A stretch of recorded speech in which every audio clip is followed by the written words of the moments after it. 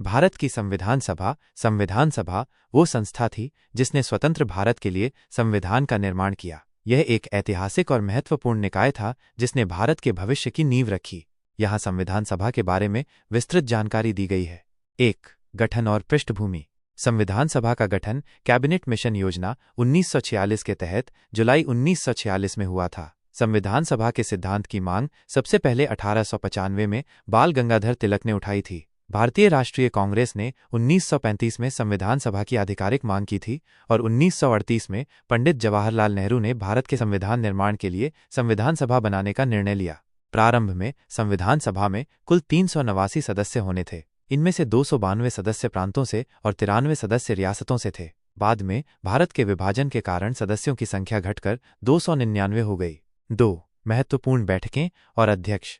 संविधान सभा की पहली बैठक 9 दिसंबर 1946 को हुई थी। इस बैठक में डॉक्टर सच्चिदानंद सिन्हा को अस्थायी अध्यक्ष चुना गया क्योंकि वे सबसे वरिष्ठ सदस्य थे। संविधान सभा की दूसरी बैठक 11 दिसंबर 1946 को हुई जिसमें डॉक्टर राजेंद्र प्रसाद को स्थायी अध्यक्ष चुना गया। Doctor B.R. अंबेडकर की अध्यक्षता में एक प्रारूप समिति ड्राफ्टिंग कमेटी का गठन किया गया जिसने संविधान का मसौदा तैयार करने में महत्वपूर्ण भूमिका निभाई। 3. कार्य और भूमिका।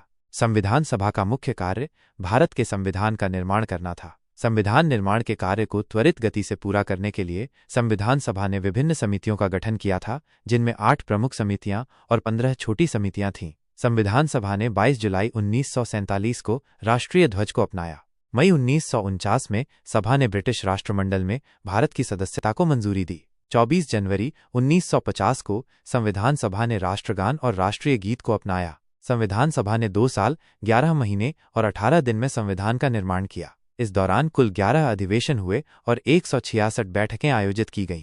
4. संविधान को अपनाना और लागू करना। संविधान सभा ने 26 नवंबर 1949 को भारतीय संविधान को अपनाया। भारत का संविधान 26 जनवरी 1950 को पूरी तरह से लागू हुआ और इस दिन को भारत के गणतंत्र दिवस के रूप में मनाया जाता है। संविधान सभा ने एक ऐसे संविधान का निर्माण किया जो भारत के लोगों के लिए न्याय, समानता, स्वतंत्रता और बंधुत्व के सिद्धांतों पर आधारित है और यह आज भी भारत की शासन व्यवस्था का आधार है।